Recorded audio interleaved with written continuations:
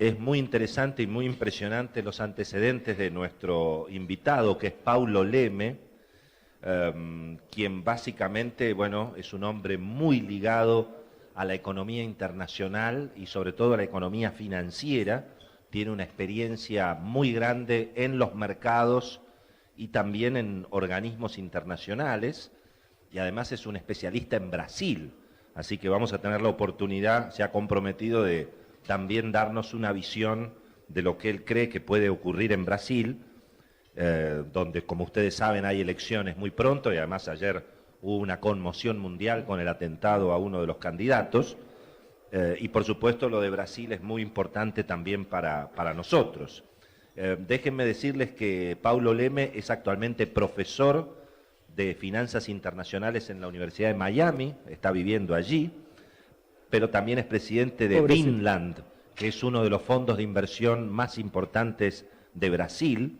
Fue presidente nada menos que de la oficina de Goldman Sachs, allí en Brasil, en los años dorados, 2012-2017, y entre 1984 y 1993, casi 11 años, participó mucho como economista para el Fondo Monetario Internacional, para organismos internacionales, y tuvo participación en aquellos también días muy recordados de las reestructuraciones de las deudas con el Plan Brady y demás. Tuvo premios muy destacados por revistas y publicaciones internacionales, fue el mejor economista de mercado financiero en 2006, también mejor economista para América Latina por Institutional Investor y Latin Finance, y fue mejor estratega de renta fija global para mercados emergentes, así que tenemos a un hombre que sabe de lo que habla. Va a ser una exposición de unos 20, 30 minutos, y bueno, si tenemos tiempo vamos a poder abrir a preguntas, pero vamos entonces a escuchar su mirada sobre cómo está la situación internacional y una yapa sobre Brasil, obviamente. Perfecto. Estimado, todo suyo. Muy bien. Bueno, muchas gracias, Guillermo. A ver si el micrófono... Ya, perfecto. Bueno, muy buenas tardes. Es un placer inmenso estar acá en este congreso importantísimo. Agradezco la invitación por el Instituto Argentino de Ejecutivo de Finanzas. Realmente es un placer poder hablarles. Y la agenda es bastante mezclada, o sea, un poco de economía global, pero no de macroeconomía, mucho más enfocada para el mercado, o sea, qué implica el escenario macro para la alocación de los activos. Y después hablar un poco de Brasil sobre las elecciones, y eso todo me recuerda cómo voy a tener que hacer adivinar el futuro. Había un beisbolista americano llamado Yogi Berra, que decía que predecir es muy difícil, especialmente cuando es el futuro. Entonces, aunque ese sea el reto de hoy, voy a hacer lo mejor posible. Entonces, empezando con la parte global, en la parte macro, estamos en una coyuntura en que el escenario de la economía real es extraordinario. Mucho crecimiento, baja inflación. Es difícil pedir más que eso. Pero está un poco en contraste con el mercado financiero, en que todo es muy caro. Y que tú sabes que después de un ciclo largo de crecimiento viene una recesión, entonces la duda es si mantienes overweight o market weight o underweight, cuando viene el sell-off, el mercado va risk-off o no va.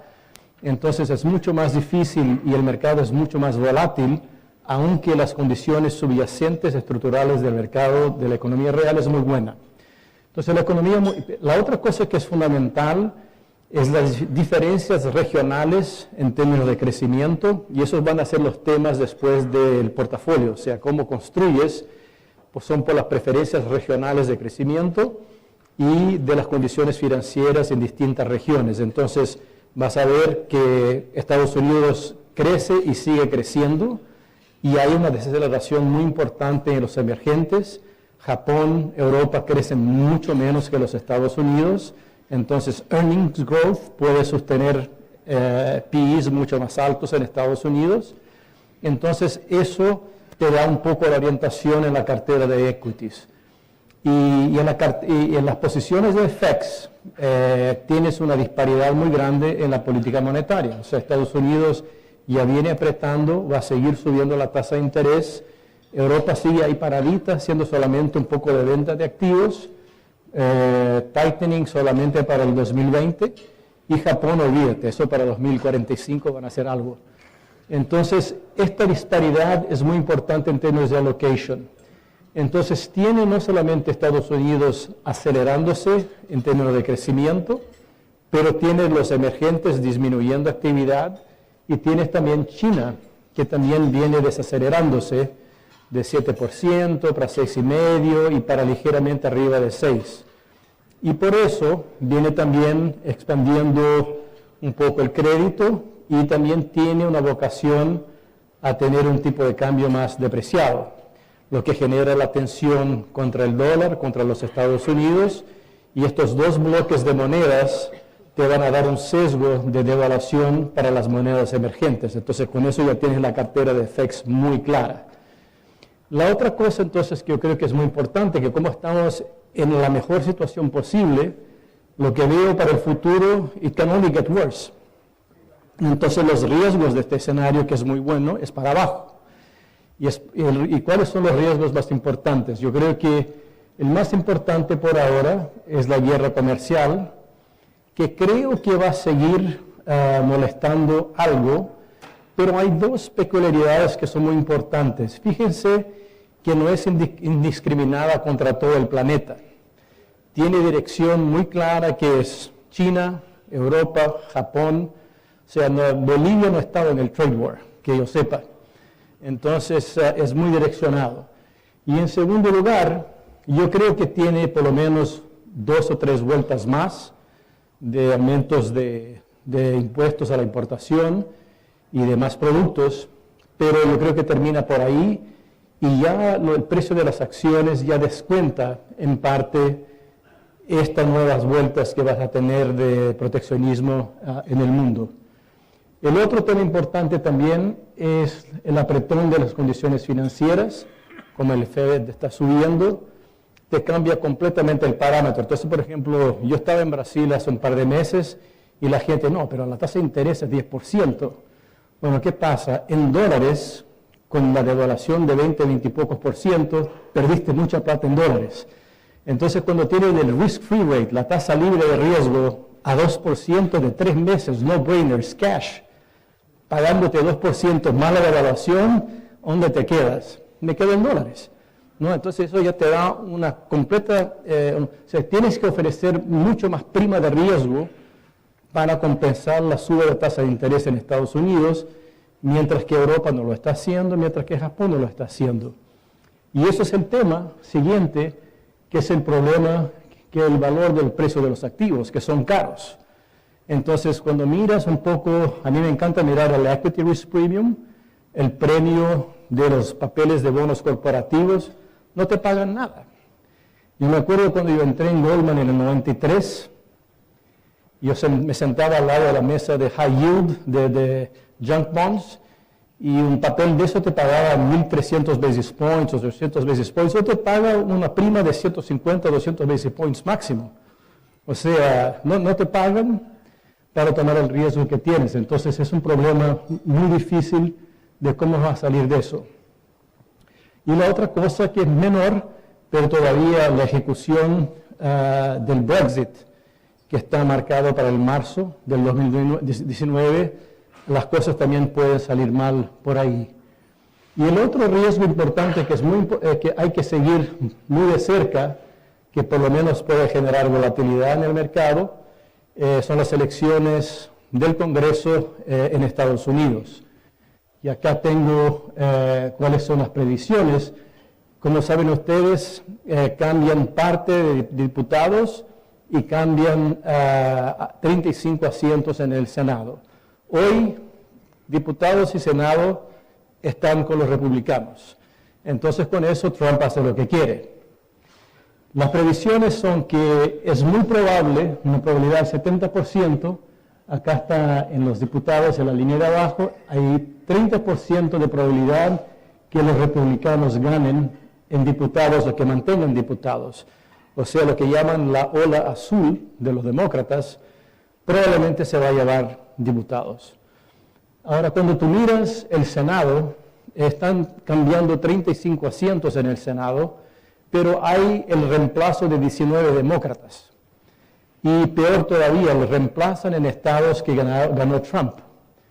Entonces la probabilidad que los demócratas se lleven también el Senado me parece muy baja. Entonces hay 70%, 80% de probabilidad que el Senado siga en manos republicanas, ¿no? Entonces, de cierta manera, si fuera demócrata y demócrata, tenías el impeachment. Entonces, como lo tienes quebrado, vas a tener una parálisis completa del policy making. O sea, Trump puede hacer lo que quiera en materia comercial, en materia fiscal, impuestos, no lo va a pasar en diputados. Y más todavía, yo creo, al tener diputados, lo que van a hacer y llevar comisiones importantes, lo van a cuestionar, lo van a examinar, o sea que va a ser un proceso bastante duro y bastante difícil. Pueden incluso llegar a proponer un impeachment, que no me parece que sea el escenario más probable, pero para headline risk, en una bolsa cara, en mercados caros, esto va a dar bastante asunto a partir de noviembre. Commodities, yo creo que la parte más fuerte de suba de tasa del crudo ya pasó, por el crecimiento económico, metales industriales siguen bien, oro subiendo un poco, soja subiendo, entonces eso es bueno para Argentina, y trigo una visión, yo diría que más o menos parejo en 500, pero no es nada que sea game changer en términos de intercambio para los países emergentes. Pero lo clave sí acá es lo que va a hacer el Fed y qué eso significa en términos de discrepancia de política monetaria contra otras regiones.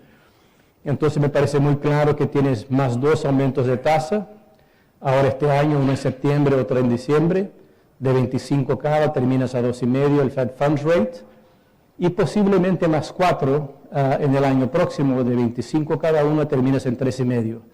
Risk-free rate a 3,5% en un papel de 3 meses, it's a no-brainer, ¿me entiendes? Entonces, eso me parece que al tener este aumento significativo del risk-free rate, eso te va a tumbar los flujos de capitales a los emergentes y como lo voy a mostrar en un rato, ya está empezando, o sea que hay un redireccionamiento de portafolio, o sea, las carteras se van de los emergentes hacia los países desarrollados y no es Europa, son los Estados Unidos, y eso se va a intensificar.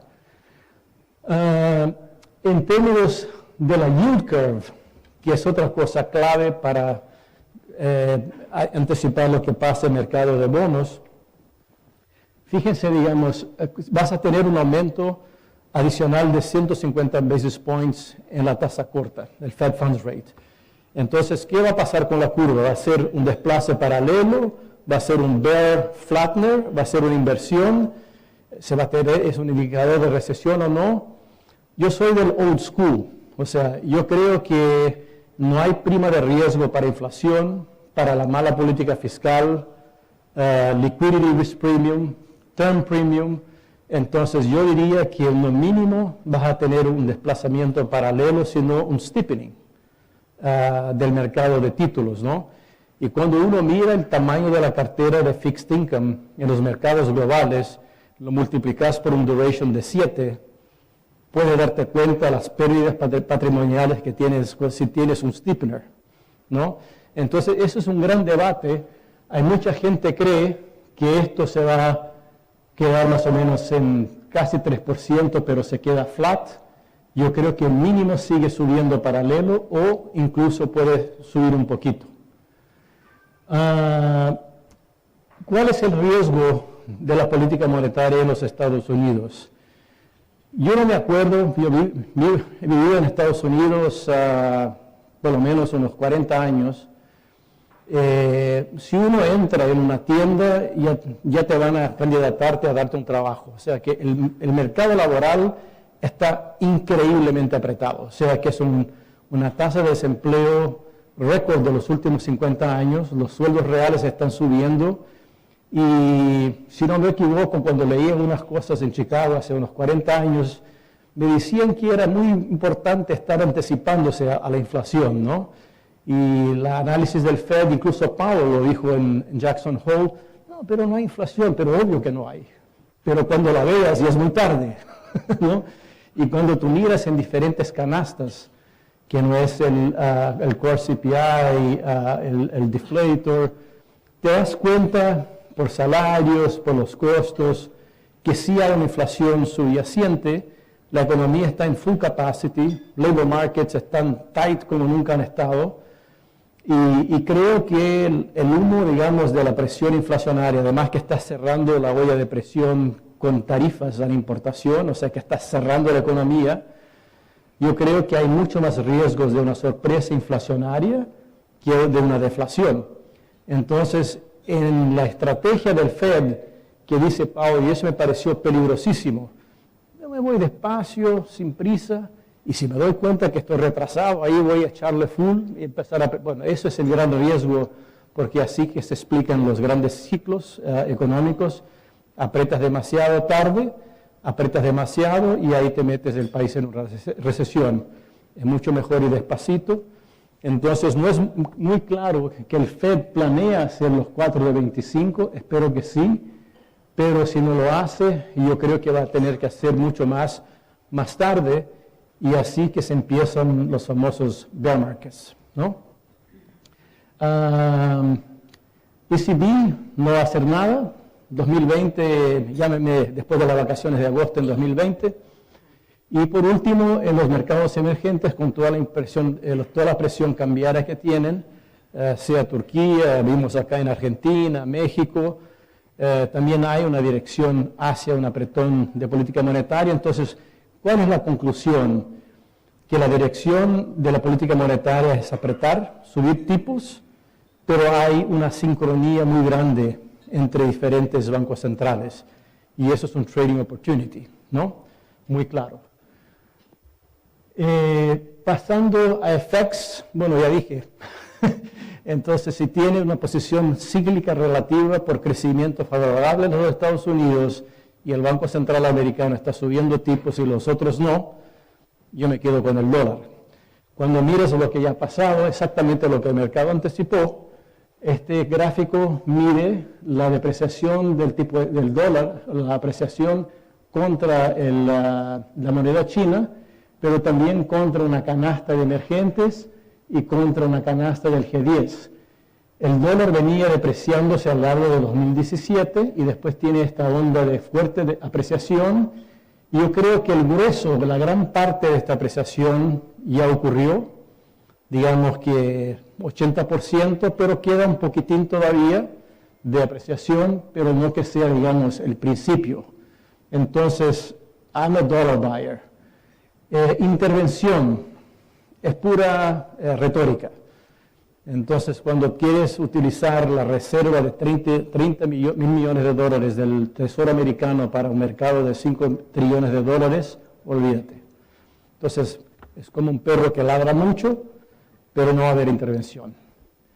El euro, yo creo que está todavía fragilizado, eso porque tiene una posición relativa de política monetaria en contra los Estados Unidos, o sea, no sube las tasas de interés, y además hay riesgos políticos y fiscales como Brexit, el presupuesto en Italia. Entonces es una fuente de ruidos, como lo fue Italia en abril de este año. Entonces entro en una moneda que me paga 2.10, hoy el 3 months T-bill, y un bono en Europa que todavía está sujeto incluso a un downgrade. Yo me quedo con activos en dólares y por eso yo soy contra dólares y vendo euros.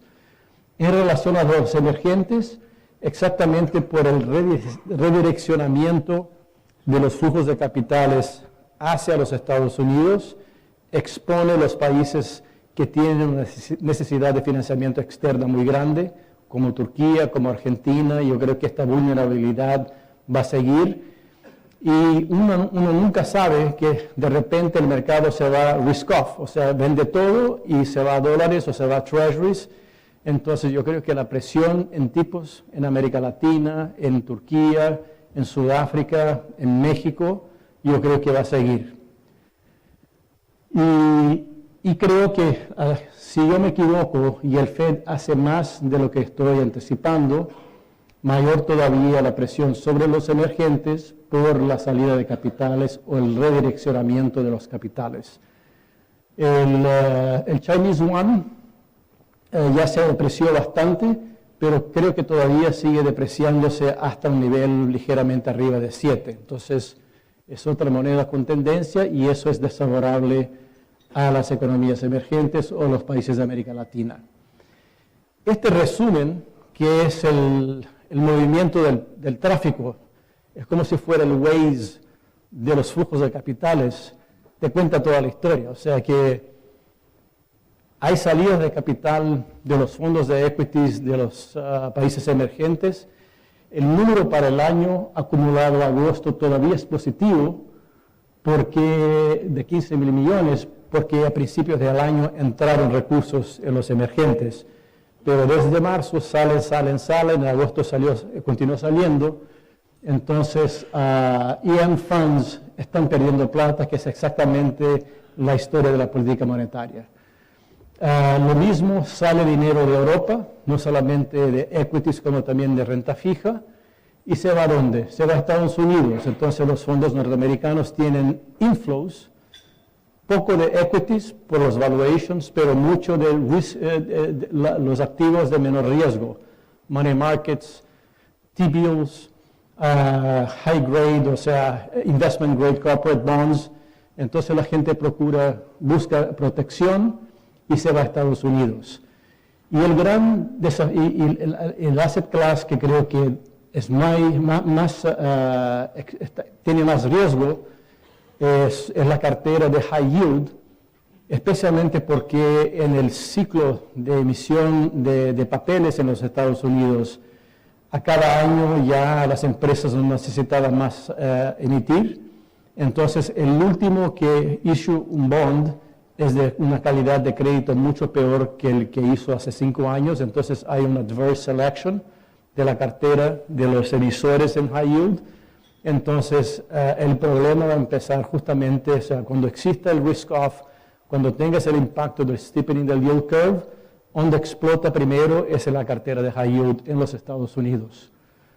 Y por último, el challenge de todos ustedes que son inversores que están acá, es que todo es caro y vas a tener que tomar mucho más riesgo para tener mucho menos retorno. Y por eso que dije al principio, es una ecuación perversa, porque la economía está bien, pero los activos están caros. ¿Y por qué son caros? Porque alguien compró 10 trillones de dólares, que son los balances de los bancos centrales. Entonces, como tuviste esta demanda, o sea que tienes un encarecimiento artificial, especialmente de la cartera de bonos, y una vez que tuviste bonos con los spreads y los yields bajando, entonces equities pasó a ser una proxy sintética de un bond por la parte de dividendos, que sería un coupon-like dividend paying share. Entonces pasó a ser muy caro la parte de equities y ahora no te queda nada realmente que sea barato. Y en esta gráfica es muy interesante porque te resume el desplome del risk premium. Entonces yo tengo acá el equity risk premium, el risk premium del credit, de los bonds, y ves que esto prácticamente se comprimió y no tienes prima de riesgo ninguna. O sea que yo me acostumbraba a que esto era 5, 7, 10, 12%, ¿no? Había una gordura espectacular, ahora no hay nada, o sea que está en el hueso. Entonces, por eso es que es muy difícil hacer la inversión. Entonces, ¿qué hacer? El mundo está bueno, los papeles son caros, el Fed está subiendo tipos, las tasas de cambio van a seguir apreciándose el dólar, depreciándose las monedas emergentes. Bueno, ¿qué yo hago en un portafolio global? Bueno, yo ya revelé mi preferencia. Yo prefiero equities a fixed income, porque yo tengo mucho miedo del duration multiplicado por un steepening de la yield curve. En equities yo prefiero Estados Unidos porque tiene growth. Growth quiere decir earnings growth y te sostiene PEs que son caros pero todavía se puede justificar históricamente. Y es interesante también notar que aunque no tengas grandes historias de great trades y great investment themes, exactamente cuando uno empieza a hablar de manera pesimista, negativa sobre emerging markets como un asset class, quiere decir que tienes que empezar a hacer tu tarea, porque va a ser el asset class interesante en 3, 6 o 12 meses. ¿Por qué? Porque van a estar muy baratos. Los tipos de cambio están tremendamente subvaluados. Las bolsas, los PEs cayeron mucho, entonces ahí tienes value. Por ahora yo me atrevo a meterme en yen en Asia, excluyendo Japón, pero por ejemplo, si gana en Brasil Alckmin, la bolsa está a 76.000, eso se puede ir el día siguiente 90.000, y en un año si consiguen implementar un buen programa económico se va a 110.000, o sea que tienes ahí 20, 25, 30% más tipo de cambio, que se podría apreciar el real, ¿no? Entonces, exactamente como decía Churchill, el momento más oscuro de la noche es justamente antes de amanecer. Yo creo que emerging markets como un asset class todavía está más para las 3 de la mañana que a las 6, pero es algo que me interesa mucho, donde yo veo value y que siempre cuando yo operé en el mercado siempre me interesaba comprar cosas que estaban distressed o que estaban fuera de su padrón normal, ¿no? Nuevamente la parte del treasury, yo creo que es muy importante definir para dónde va eso, nuevamente si es paralelo, flattening o si es un steepener, eso te puede mantener un rally en los bonos americanos o destrozar completamente el mercado de bonos. Y les cuento una historia interesante, ¿no? Cuando yo entré en Goldman fue en 93, porque él estaba invirtiendo en México, en los TC bonos, después en Brasil, en Argentina. Bill Gross, que era el Chief Investment Officer de PIMCO, el mayor fondo global de bonos, que yo no conozco a nadie que sepa más de bonds, de treasuries, de corporate bonds que Bill Gross. Pero somos el old school, o sea que él ve exactamente cuando ves crecimiento, tight output gap, el Banco Central retrasado, labor market increíblemente apretado, eso es el principio de un bear market. Entonces él recompone su cartera de manera que está short bonds, o está paying rates, y lo que pasa es que se olvida que de repente el mercado tiene muchos riesgos geopolíticos, como fue por ejemplo Italia ahora en abril. El mercado va risk off y ¿qué compra? Treasuries.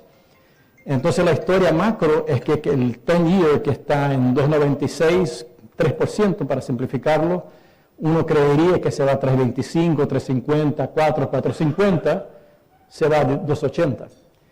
Y la pérdida de P&L con duration de 7 es fatal, ¿no? Entonces expertos como Bill Gross, que son los kings of the bonds, se equivocan. Pero eso es la incertidumbre y la inquietud que yo tengo, aunque yo no tenga el coraje de poner un trade en esta dirección. Yo sigo perplejo con el yield curve puzzle, que es no hay prima de inflación, term, fiscal risk por la expansión de deuda de Estados Unidos, no hay ninguna prima. Y eso someday va a venir, por eso yo creo que si yo tuviera que poner una apuesta en 18 meses, tienes que elegir dos números, el 10-year 2.80 o 4.50. Yo me quedo con 4.50, ¿ok? Aunque posiblemente estaría equivocado. Pero esa es la razón que me deja bastante nervioso con el 10-year. Con respecto a credit, yo creo que high yield es muy vulnerable, investment grade menos que high yield, y los sovereigns de emerging markets yo creo que van a seguir un poco golpeados por el riesgo país, por CDS. Y por último, en términos de FX, yo prefiero dólar, short Chinese yuan, por ahora las monedas emergentes en este grupo que el fondo los llamó los más vulnerables, pero igual a equities, si hay algo que tiene valor, son estos señores acá. O sea, es exactamente lo que estoy pensando en términos de qué poner en términos de posición, no en una semana o en un mes, ahí donde viene la gran contribución en una cartera, comprarse estas monedas. Bueno, entonces eso es un poco el planeta, y ahora vamos a sacar el rollo planetario de Brasil. Ahora sí se puso difícil. Esa fue la parte fácil de la presentación. Ahora tengo que adivinar quién va a ganar las elecciones, ¿no? Bueno, yo voy a empezar un poco con la parte macro, o sea que fíjese que usted es el candidato que recién ganó las elecciones, es enero, entra del Banco Central, ¿qué va a ver? O sea, ¿cuál es tu diagnóstico en materia de actividad, de inflación? ¿Cuáles son los retos? ¿Qué tienes que hacer? Y lo demuestro para pasar los 2 puntos. Primero, es que a diferencia de otras crisis en Brasil, que era una crisis completa, solvencia fiscal, default de la deuda, crisis bancaria, crisis de balanza de pagos y sin reserva, es muy distinto lo que tienes hoy. Tienes 4 puntos de de alta calidad, o sea, tienes una parte externa con un déficit de cuenta corriente que hoy son $10.000 millones, 0.5 del PIB, 0.7, muy bajo, reserva de $380.000 millones, o sea, que es mucho más alto que la necesidad externa de financiamiento. Imagínate, Argentina tiene para 2018 $140.000 millones de necesidad de financiamiento. Brasil tiene algo como 80. Entonces tiene menos necesidad de financiamiento y mucho más reservas, 380. Entonces no es balanza de pagos. Eso te da un grado de maniobra muy distinto de lo que tenías en el pasado. Tampoco hay una crisis bancaria. No quiero decir que me guste el sistema bancario brasileño porque falta competition, pero es muy sólido, muy bien capitalizado, pasó muy bien por la recesión, no es el problema. La inflación está en la meta, 4.2, 4.3 y va a seguir por la meta. Y por último, o sea que no hay nada para estar muy orgulloso, pero tiene un poquito de crecimiento, o sea que vino de 3 años de una profunda depresión económica. Está creciendo sobre un 1%, 1.2, 1.3. Entonces, esas son las partes que es muy peculiar, que no es que está todo mal, en realidad tiene cosas que están muy bien. Pero, ¿qué es lo que me preocupa en Brasil? O sea, ¿cuáles son los retos muy difíciles que el próximo presidente va a tener que elegir? Y se los demuestro porque va a quedar muy claro quiénes podrán o no podrán hacer lo que tiene que hacer hecho. En primer lugar, Brasil camina a la insolvencia fiscal. O sea, tiene el déficit primario es muy parecido en la foto como el de Argentina. Argentina tiene como 2,6, Brasil es 2,5, 2,4% de déficit primario, pero tiene un componente estructural de una seguridad social y de un fondo de pensiones completamente insolvente, ¿no? Y que eso va a seguir creciendo. O sea, en los últimos 10 años, la parte de seguridad social aportó 7 puntos del PIB de déficit primario y va a seguir subiendo. Entonces la cuenta no cierra. Al mismo tiempo, la deuda está en 88% del PIB y es muy fácil con la ecuacióncita esa del primario, tasa real de interés, tasa de crecimiento, especialmente si no crece el país y no tiene un superávit primario, con mucha facilidad llegas arriba del 100% del PIB. Entonces está ligeramente explosiva. O sea, la veo mucho más subiendo que realmente convergiendo y bajando. Y eso básicamente, alguien va a tener que pagar la cuenta, y la última cuenta que vi que querían pagarle a los jubilados en el estado de Río terminó con incendios y gas lacrimógeno en Río. O sea que nadie quiere pagar la cuenta. Entonces lo que queda para hacer es muy difícil. La productividad, prácticamente gracias a las invenciones científicas del gobierno PT, llegó la productividad a cero. O sea, no creen en precios relativos, no creen en mercado, creen en reserva de mercado, en mi amigo, tu amigo. Bueno, mitad de los amigos están en Curitiba, ahí con la Lava Jato. pero destrozó la productividad y con eso la velocidad máxima de crecimiento de la economía brasileña cayó de 4,5 para 1,5, 2 con suerte, pero diría mucho más 1,5. Y sin tener crecimiento no cierras lo fiscal, porque no hay cómo cortar, o sea, tienes que tener un aumento de crecimiento para tener un aumento de la recaudación para cerrar el gap fiscal, si no, no vas a ninguna parte. La tasa de ahorro se ha desplomado a 16%, inversión muy baja. Bueno, si uno mira los números de Argentina, quizás es un número muy robusto, ¿no? Pero Brasil necesita tener para crecer 4%, inversiones cerca de 23%, y con un ahorro de 16, o tiene un déficit de cuenta corriente de 8, que sabemos que no es posible, o tiene que aumentar el ahorro, y parte del problema del ahorro es el problema fiscal. La tasa de desempleo es muy alta, 12.3, normalmente es el doble de lo que es socialmente sostenible, ¿verdad? Y por último, la infraestructura está completamente destrozada, o sea que vas a Brasil, yo le explicaba a Alicia ayer, ¿no? Entras en un hospital, no hay máquinas, no hay ni aspirina, o sea, todo así en colapso, los puentes se caen, hay que salir de abajo. Entonces, digamos, hay una necesidad de 750 a $1 trillón de inversión en infraestructura para poder subir la productividad y poder generar el crecimiento. Esto va a pasarlo, entonces, bueno, ¿qué es lo que hay que hacer? Lo voy a pasar muy rápidamente, pero o sea, este homework, bueno, con eso puedo confirmar que viene del Fondo Monetario, no por esta pantalla. O sea, lo que tienen que hacer es brutal. O sea, la cantidad de cosas es brutal. Y es importante entender eso porque cuando el presidente se siente en el Palacio do Planalto en enero, se va a enfrentar con eso. Tiene que hacer un esfuerzo primario que si Argentina es de 2,5 a 3, Brasil es el doble, de 4,5 a 5% en 4 a 5 años. ¿Cómo lo pueden hacer? Lo pueden hacer con privatizaciones, hace básicamente 1,5. Tienen que aumentar el crecimiento para poder generar buoyancy del sistema tributario. Tienen una serie de exenciones, exoneraciones que tienen que eliminar de los impuestos, cortar el gasto primario, subsidios, sueldos, contrataciones del servicio público, o sea que eso es brutal. Nadie va a estar contento, además que Brasil no ganó la Copa, entonces yo creo que va a ser muy difícil pasarlo, ¿no?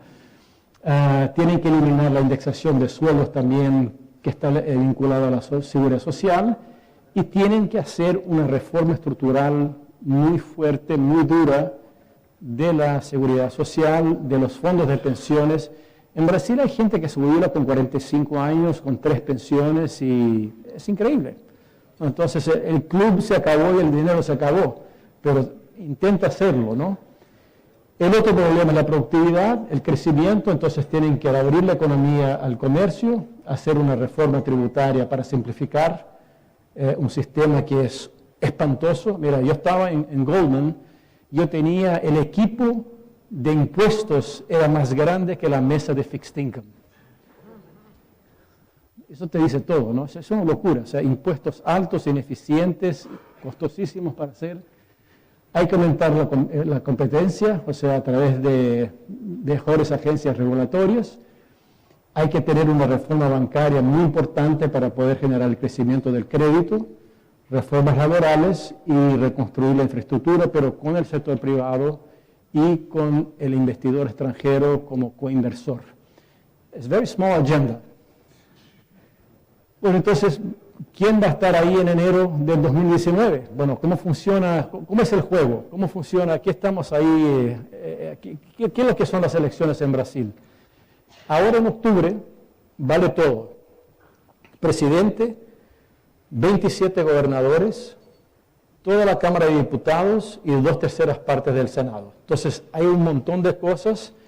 Es voto electrónico, no hay boleto de partido. O sea, en Brasil son 28 partidos, pero nadie se importa con los partidos. Y está el nombre y el número, ni la foto. Entonces, si no te recuerdas que el candidato tuyo es 1317, sonaste. Vas a perder el voto. Son 147 millones de electores que van a votar. pero normalmente se pierden, entre nulos y blancos se pierden 25%. Entonces la masa de votos que estás trabajando son 110 millones, 115 millones de votos importantes. Y eso es clave porque el sistema es de 2 turnos. Viene el primer turno en octubre 7 y el segundo turno viene el 28 de octubre. Para que alguien gane en la primera vuelta, tiene que tener 50%, o sea, 55 millones de los votos más 1. Si no, te vas a la segunda vuelta. Y probablemente el presidente se va a la segunda vuelta, pero muchas de las campañas de diputados, de senado y gobernadores se definen en la primera vuelta. Para darles una idea, ahora la justicia electoral le prohibió a Lula a que sea candidato, aunque sea registrado como el candidato de PT. Si él concurriera, si estuviera libre, probablemente podría ganar en la primera vuelta, que es increíble. Y eso que no pasó nada, ¿no?, en los últimos meses, ¿no? Entonces, digamos, eso es la importancia. Ahora, las elecciones son muy rápidas, cierran a las 8 de la noche, pero como es electrónico, en media hora ya sabes quién es. O sea que las encuestas de salida son prácticamente irrelevantes porque cuentan tan rápido que lo tienes ahí, cuando a las 8:30 lo vas a tener. Son 13 candidatos a la presidencia, hay algunos que son espectaculares, debo decir que es para reírse si no fuera para llorar. Pero de los 13, 5 realmente son los candidatos que pueden competir y que están concurriendo. Bolsonaro, Haddad, que fue alcalde de São Paulo, Marina, que fue candidata en la última elección, Geraldo Alckmin, que es el gobernador de São Paulo, y Ciro Gomes, que fue gobernador del estado de Ceará y fue ministro de Hacienda en un gobierno de Cardoso durante el Plan Real. Entonces, estos son nuestros amigos que están candidatándose. Pero ¿por qué es tan difícil hacer la predicción? Yo la voy a hacer ahora. Yo creo que Bolsonaro va a ganar. Estaba más claro ayer. No que me guste, usted me estaba mirando, está loco este tipo, Bolsonaro. No me gusta Bolsonaro, pero estoy mirando las cifras nomás, ¿no? Entonces, a mí me gusta siempre decir cuáles son los resultados.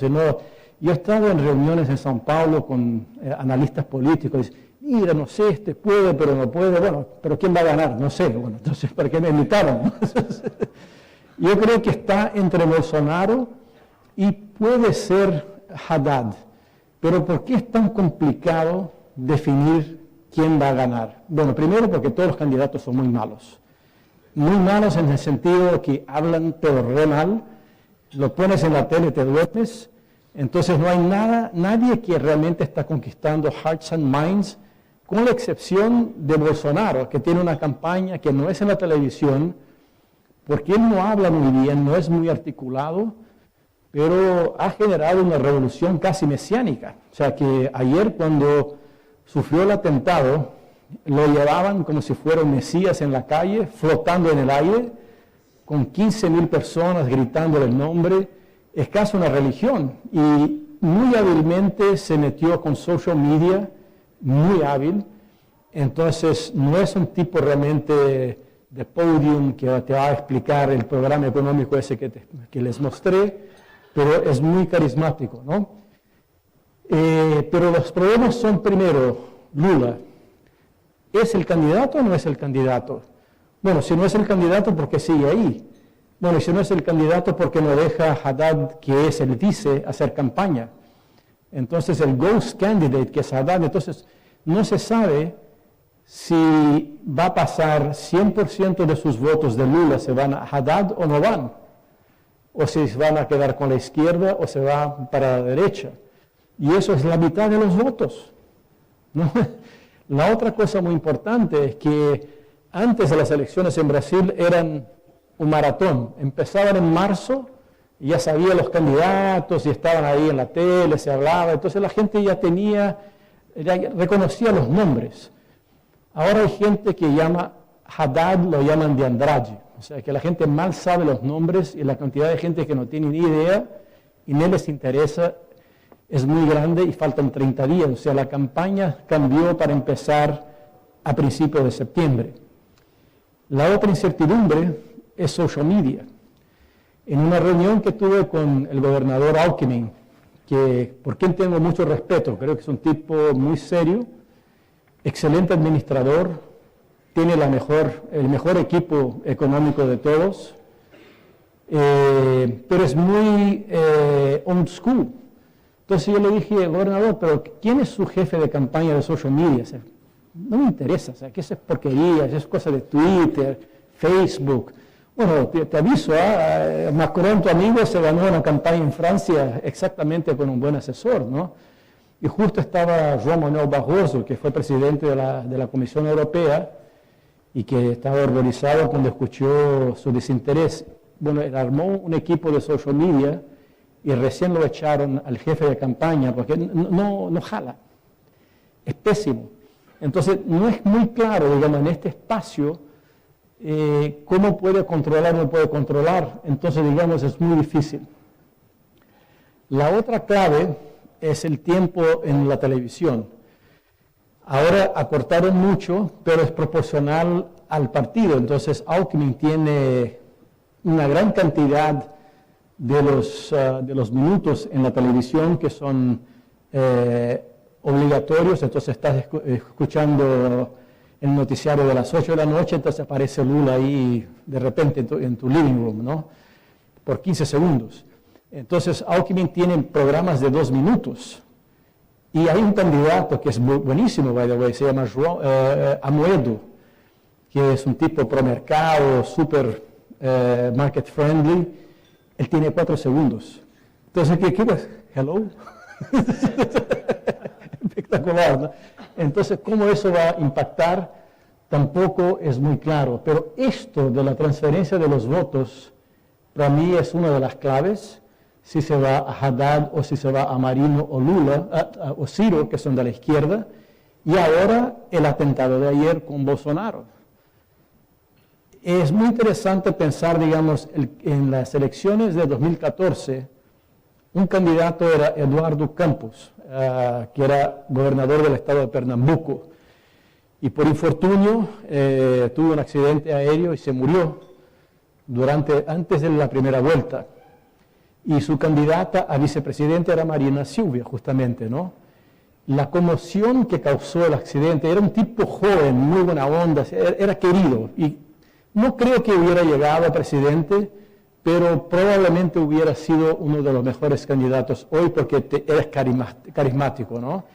Y la gente transfirió el sentimiento a Marina y de repente ella estaba en 11%, entonces se fue a 35%. De nada parecía que pudiera ganar las elecciones, pero cuando le pusieron los micrófonos y la tele, no tenía lo que decir. Entonces después se desinfló. Entonces, digamos, ¿qué va a pasar con Bolsonaro? Es muy posible que tenga este sentimiento de simpatía y de adhesión y que podría ser favorable. Por otro lado, él clínicamente está en un estado muy grave. Seguramente va a sobrevivir, pero está hospitalizado hasta los próximos 10 días. No va a poder ir más a campañas, no creo que pueda ir a la tele. Entonces, ¿cómo le va a perjudicar este efecto y cómo lo neteas del otro efecto del sentimiento, ¿no? Entonces, esos son los equipos. Yo diría que de los 13, estos son los 5. Alckmin, si yo pudiera, es el candidato más completo. Pero en Brasil hay un vegetal que se llama chuchu, que tiene gusto de agua, totalmente desabrido, no tiene gusto a nada. Bueno, lo llaman a Alckmin de helado de chuchu. Entonces, digamos, no jala la media, ¿no? Pero tiene un equipo increíble. Su economista es Percio Arida, un tipo de la MIT, economista, es uno de los arquitectos del Plan Real. Un tipo brillantísimo, creo que uno de los mejores economistas de Brasil, y además con experiencia de mercado financiero. Trabajó en un hedge fund, estaba con BTG Pactual, he's the guy. Y tiene un equipo de 30 personas trabajando, entonces Y yo creo que para implementar el programa que habíamos visto, ortodoxo, con reformas y con capacidad de negociación en el Congreso, este es su candidato. Pero el problema es que él no sube. Además, con todos los escándalos de lavallato y corrupción, hay cosas, no de él, pero del gobierno de São Paulo, que pueden venir a ser un problema. Bolsonaro, ya habla un poquito, tiene un Chief Economist, que es un PhD de Chicago, con experiencia en hedge fund, un tipo brillante, pero mi duda es si Paulo Guedes consigue sobrevivir un gobierno Bolsonaro, y más aún es la capacidad de negociador que tiene Alckmin y no creo que tenga Bolsonaro. Haddad es una cría de Lula y totalmente descreditado porque el jefe Lula, que está en el cárcel en Curitiba, no lo deja aparecer en la tele. Marina Silva, muy buena persona, una persona muy interesante, de mucha fuerza, pero no es una persona de agregar, de negociar. No me parece que tenga la capacidad de llevar el programa. Y Ciro Gómez es un tipo muy explosivo, tiene un buen secretario, que fue el secretario de Finanzas de Ceará, un tipo fiscalista, pero no más que eso, entonces no es suficiente. Acá están básicamente la pantalla. Si Lula está en el ballot, mírate el skew, o sea, el tipo gana. Entonces, bueno, como él no está, ¿cómo lo distribuyes? Cuando sacas a Lula te da eso, o sea que, y los que van a votar en nulo o cero, entonces básicamente cuando sumas a Lula, Ciro, Marina y los otros de izquierda, te da las 3/4 partes de los electores. O sea, el 75% de los electores no quiere lo que Faria Lima, que es la Wall Street de São Paulo, quiere. Y ese es el problema.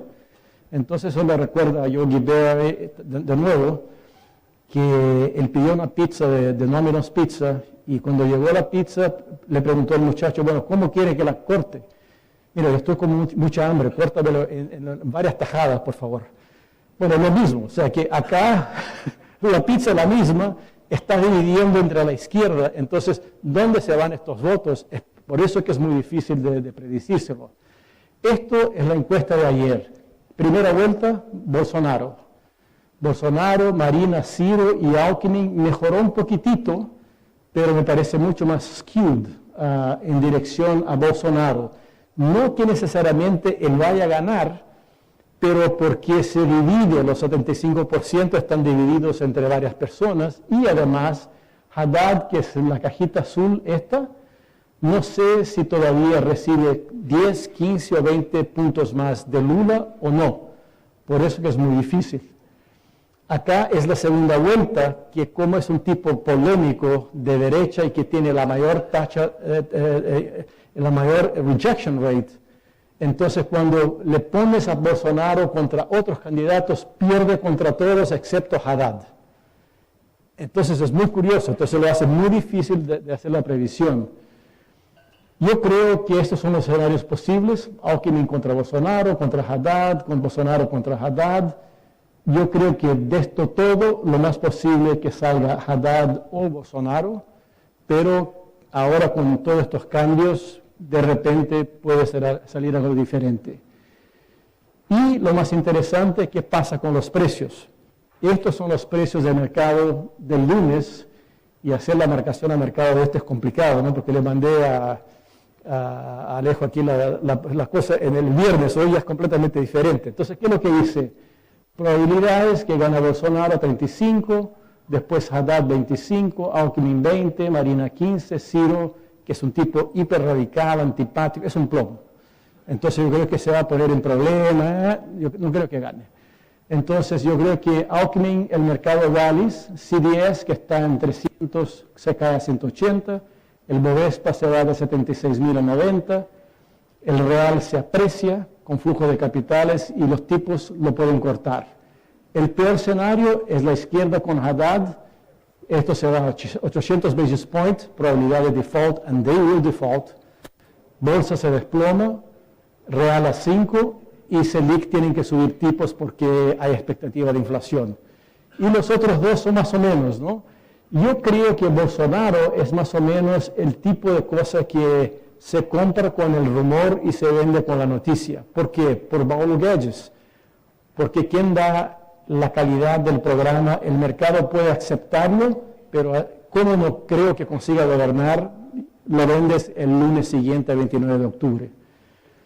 Entonces eso es, o sea, para resumir, solo hacerla corta, un buen escenario global, pero muy difícil, muy volátil en términos de mercado financiero. Prefiero bolsa, equities que fixed income, FX prefiero el dólar, emergentes en presión. Emergentes is the next asset class para los próximos meses. En Brasil la previsión es who knows, espero que sea Alckmin, pero me parece que está entre Bolsonaro y Haddad. Pero lo que me parece es que lo que me gustaría de ver que Brasil pudiera ser un centro de estabilidad regional, no me parece que sea un resultado garantizado. Bueno, termino por acá, me extendí demasiado, te paso la voz, Guillermo. Bueno, muchísimas gracias. Realmente ha sido extraordinaria la presentación de Paulo. Vamos a disfrutar el almuerzo porque estamos muy sobre la hora, 3:10, y me parece que no vamos a levantar las preguntas porque realmente la exposición fue extraordinaria. Así que un aplauso nuevamente. Gracias.